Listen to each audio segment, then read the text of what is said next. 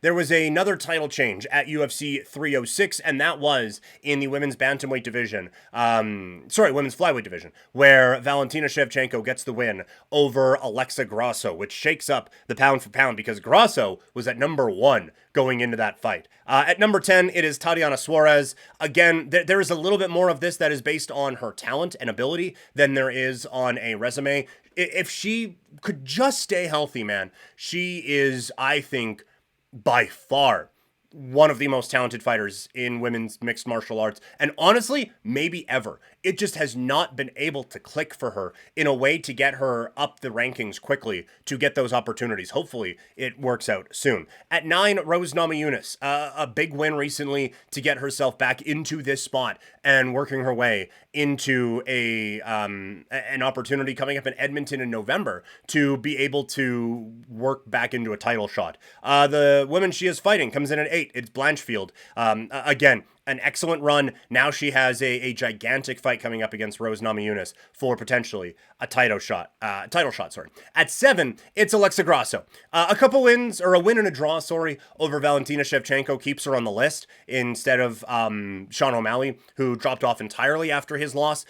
I do have concerns with how dominant Shevchenko was over Grasso and the lack of adjustments that were made by Alexa Grasso coming out of that. But I do think that there is still a very talented fighter in there and someone deserving of being in the top 10 in women's mixed martial arts right now. Or women's, I guess, in the UFC right now.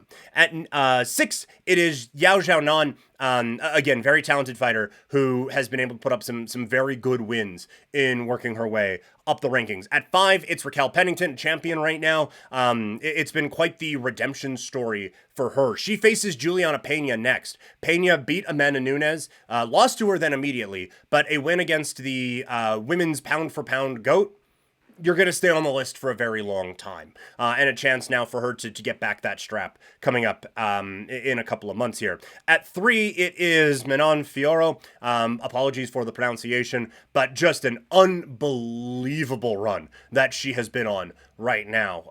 Any tough test that she has had, she has passed it with flying colors, and so I think very deserving of this spot. At 2, it is Zhang Weili. She is, again, a champion right now and has put together an incredible resume and continues to impress every time she steps into the octagon. And at number 1, she's back up there with a bullet. It is Valentina Shevchenko, coming off of a dominant win over Alexa Grasso, reclaiming her championship, 11 championship fights in a row, one of the greatest in the history of the sport, and she gets back on top with a win over Alexa Grasso.